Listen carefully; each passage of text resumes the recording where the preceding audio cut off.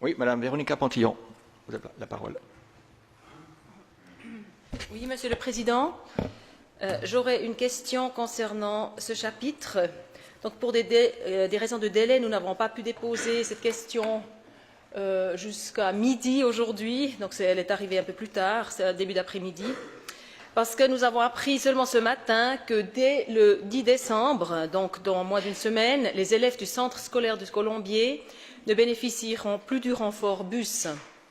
Jusqu'ici, cette prestation était assurée par Transen dans le cadre de son contrat sur les lignes 612-613. Cette ligne étant reprise par Carte Postale, il semble que cette compagnie n'assure plus cette prestation. Il semblerait aussi que les parents d'élèves ont seulement été informés le 27 novembre et que les conseils communaux n'ont pas été avertis du tout.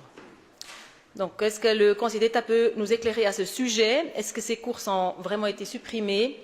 Et si oui, avec quelle justification? Et comment l'information a-t-elle été faite aux différentes entités concernées?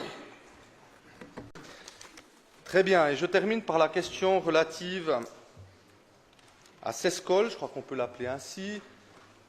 Selon les informations que j'ai pu glaner en ce milieu d'après-midi, puisqu'effectivement la question est venue relativement tardivement, je vous fais un début de réponse. Nous parlons ici donc de deux courses de la ligne 613, l'une à 12 heures environ et l'autre à 13h50 environ, du côté de Sescol, donc qui desservent Sescol. Je rappelle ici que Sescol est par ailleurs très bien desservi par le Littorail, par la halte des Césars.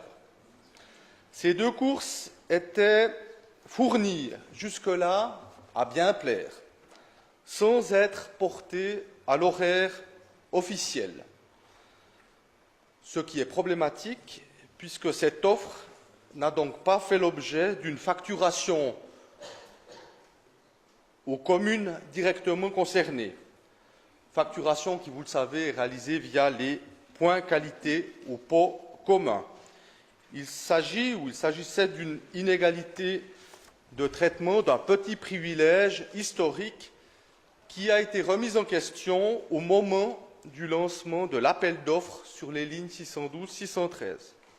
Finalement, que ce soit Carte Postale ou Transen qui exploite, cela ne change rien sur la problématique de Sescol. Cette évolution a été communiquée à Sescol le 15 novembre, puis par le biais de la direction, avec notre support, aux parents d'élèves le 27 novembre. Jusqu'à ce jour, nous n'avions où je n'avais pas de réaction particulière quant à cette évolution, mais en l'état, je ne peux pas en dire beaucoup plus. Je ferai une évaluation de la situation dans les meilleurs délais. Merci.